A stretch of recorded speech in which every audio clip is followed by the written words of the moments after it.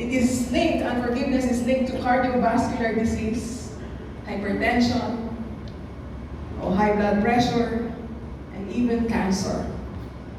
According to surveys, 61% of all cancer patients have forgiveness issues. At kalahati ng 61% na yun ay matindi ang galit at matindi ang puot.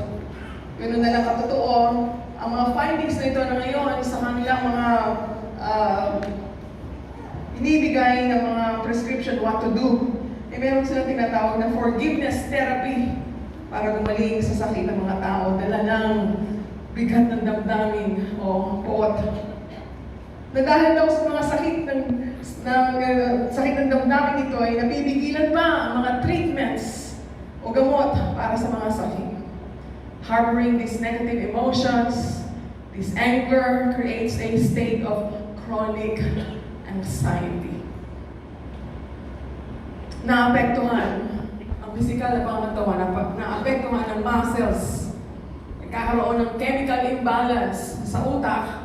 It becomes poison for our bodies. At mga kapatid, walang gamot, walang botox, walang makeup, walang surgery, yung mga pagtatago ng mga pahirap ng hindi pagpapatawad.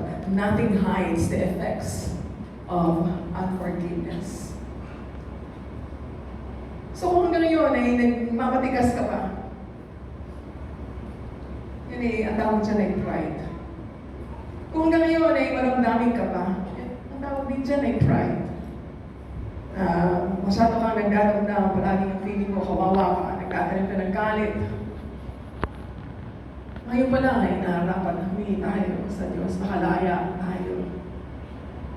Karoon ng magandang pag-iisip, magandang physical na pangatawan. Psychological also, aside from physical, psychological. Unforgiving people may turn to bitter people. Mga taong walang galak.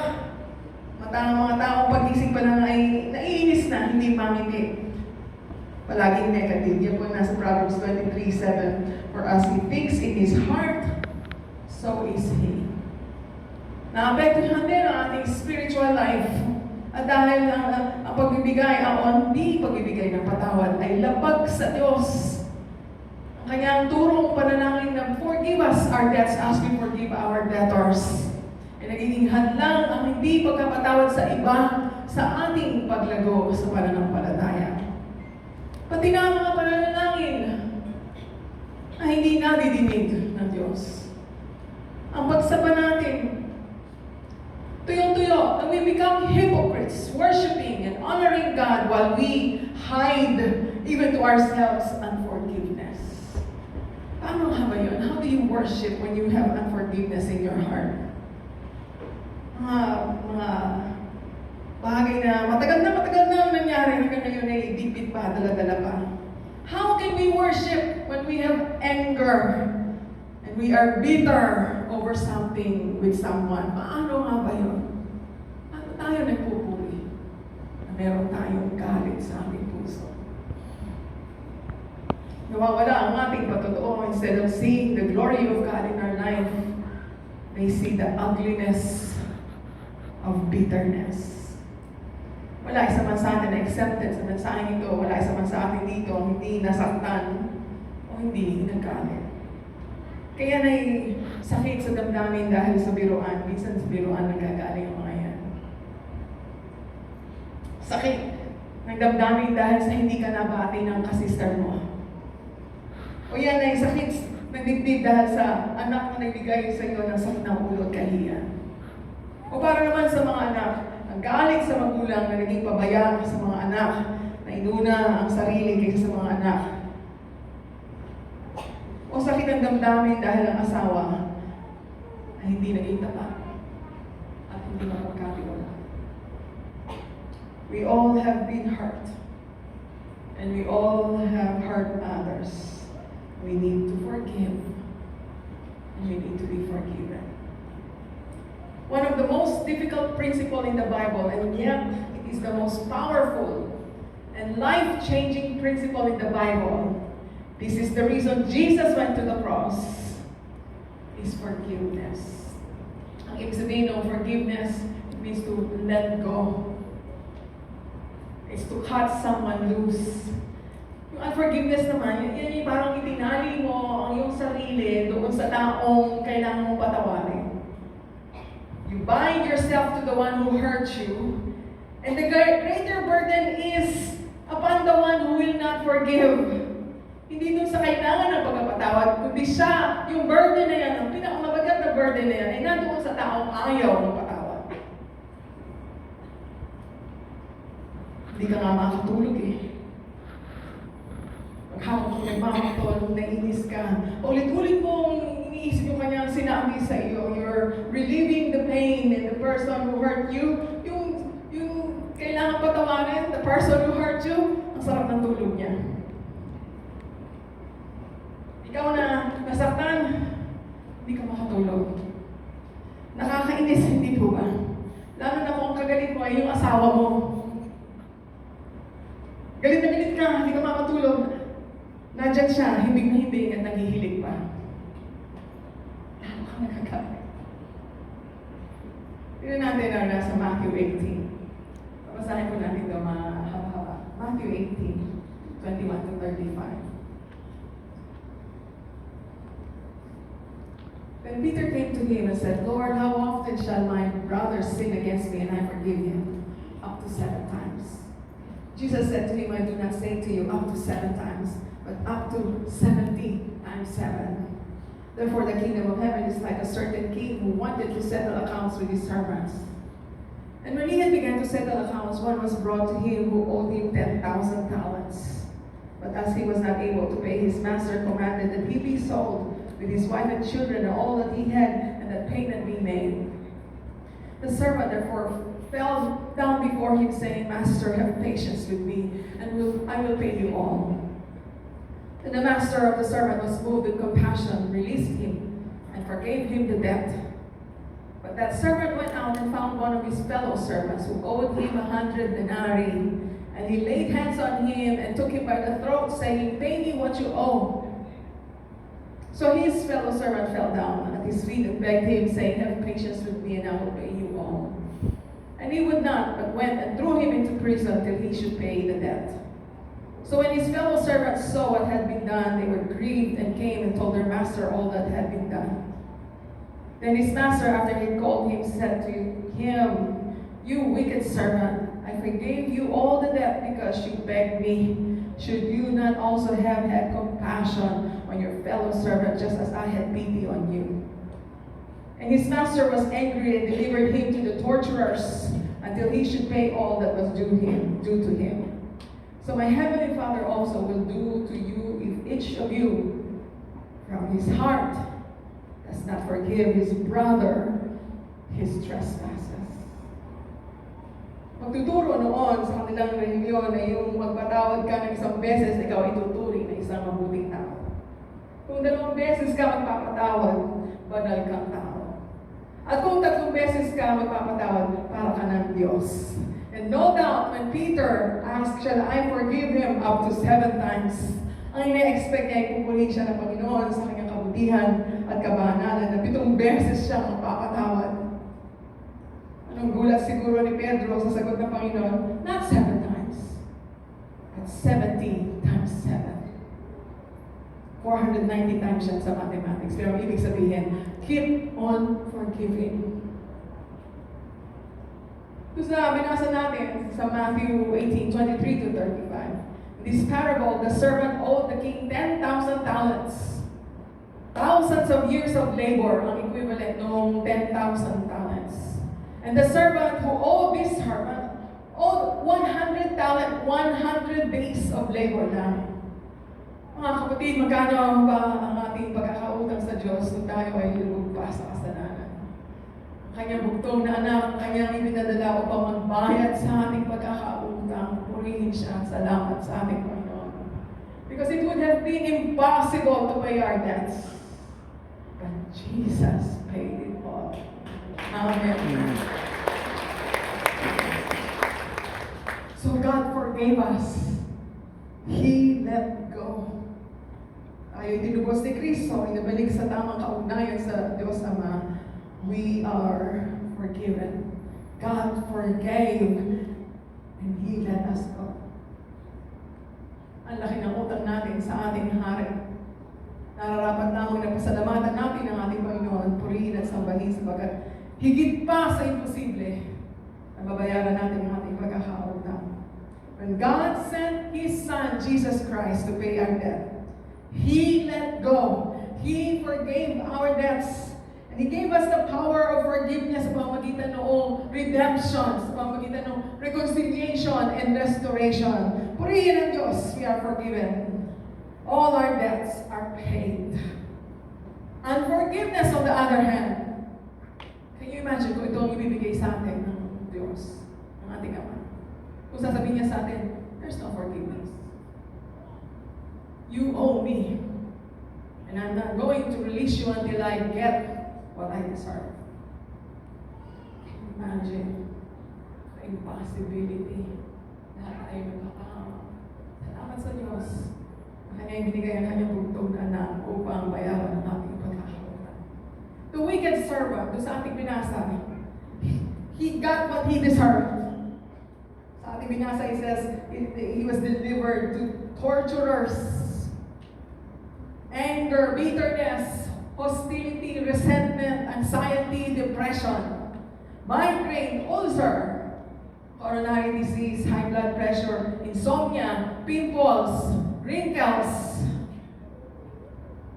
Tingnan natin ang ating mga sarili. Isa sa labing mamaya, baka tayo mukhang pagod na dahil meron tayong unforgiveness. Sa kabilang dako ay may forgiveness.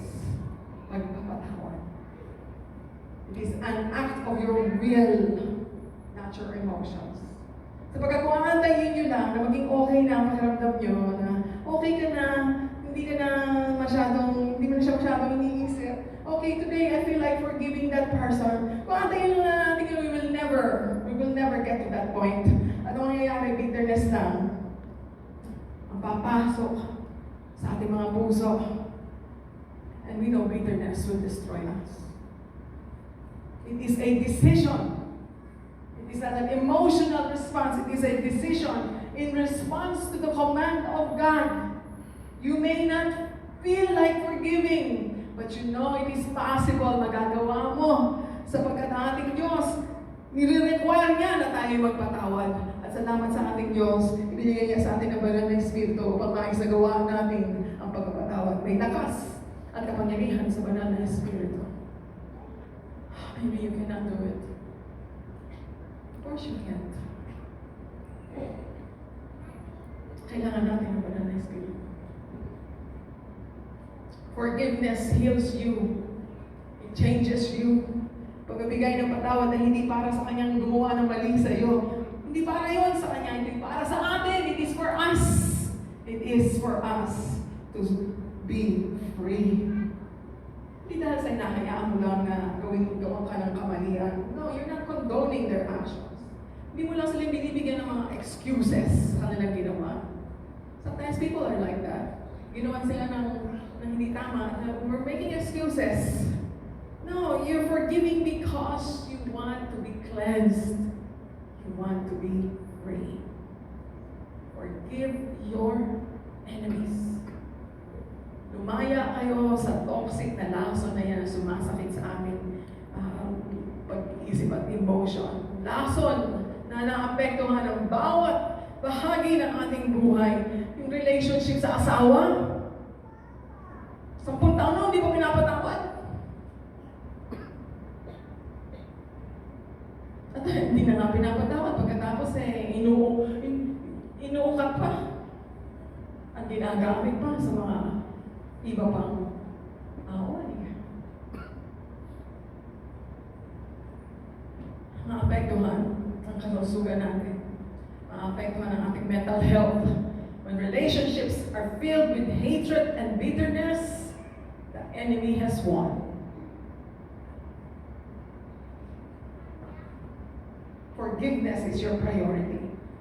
So Matthew 5:23-24, therefore if you bring your gift to the altar, and then remember that your brother has something against you, leave your gift there before the altar and go your way. First be reconciled to your brother, and then come and offer your gift.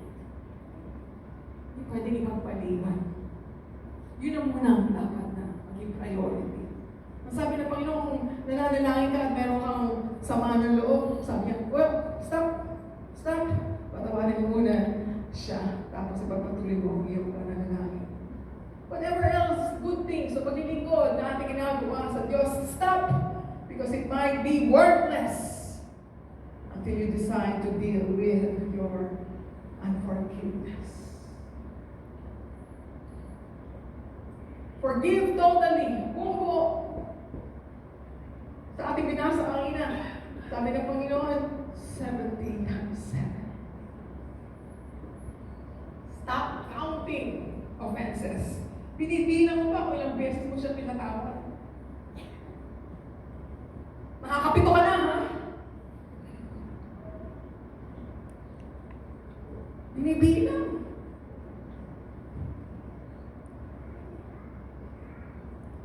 Forgive and keep forgiving. Minsan napakahirap gawin kasi may pride. Pagpapatawad dapat buo-buo. Hindi lang makita ang tao. Amen po ba? Amen. Aksayahin ng panahon ng lakas at ang ating puno. Tatanda ka, sister! Mga hindi ba, brother? Si sister ang medyo hindi yung wrinkles.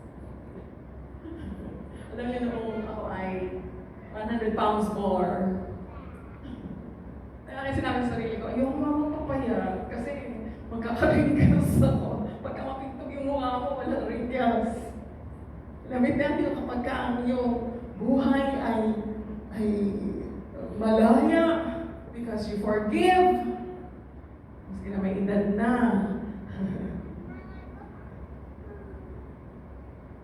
Hindi mo mahanap yung wrinkles. Waste of time, waste of life. Ano yung nangyayari sa mga pamilya? Let me just say one thing. Isang maging malaking kalungkutan para sa mga magulang kung tayong mga anak nila. Sa kanilang pagkamatay ay nag-aaway-away kung sino ang meron yung may pag-aari at sino ang dapat makakuha nito at niyan.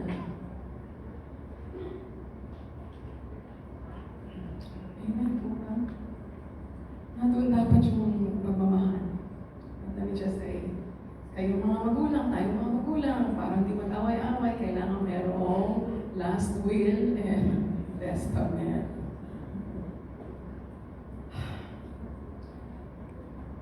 Tanda ka lang, you will gain weight, katapos sasakit ang katawan. Forgiveness is not optional. Hindi lang yan ginagawa kapag handa na ako. When I am good and ready, then I will forgive you. Right now, no!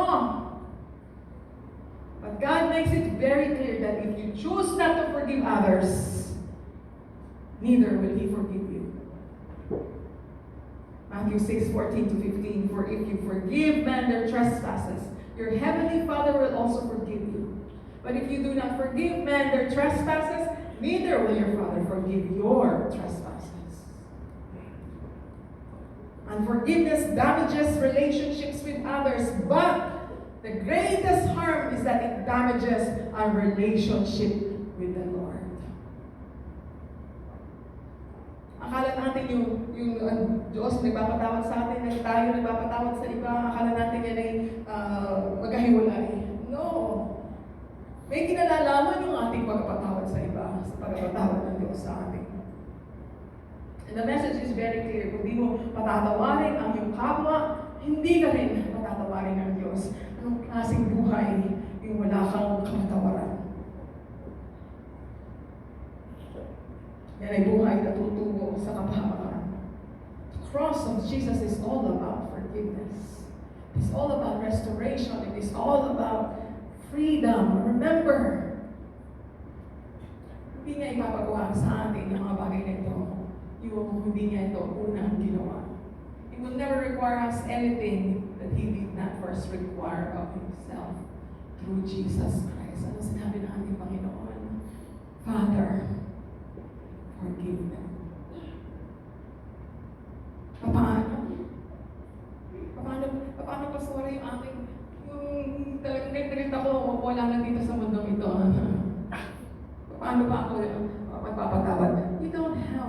is your enemy to forgive them.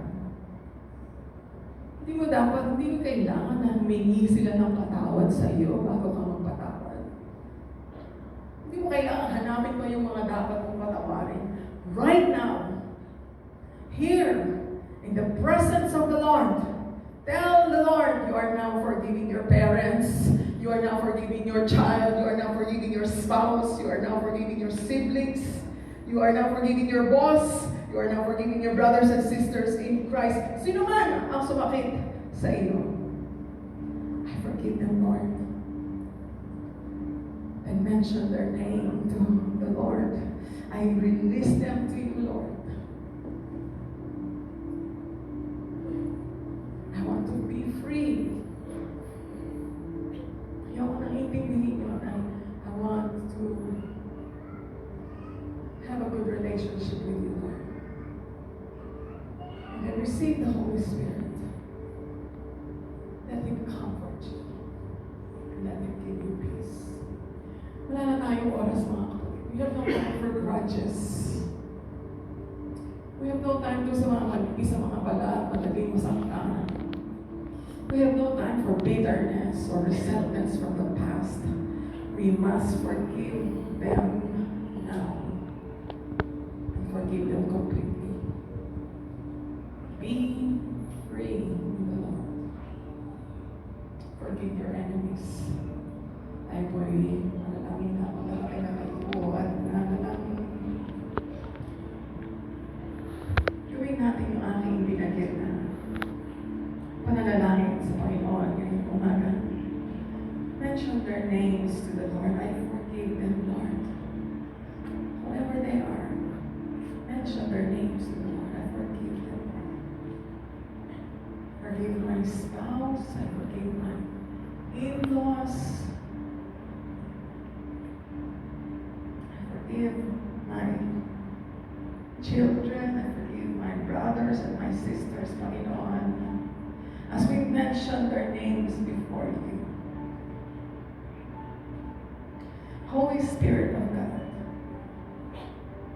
comfort your church.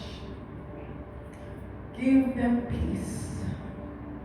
Release freedom in this place. Salamat, Panginoon. Pinupuri ka namin.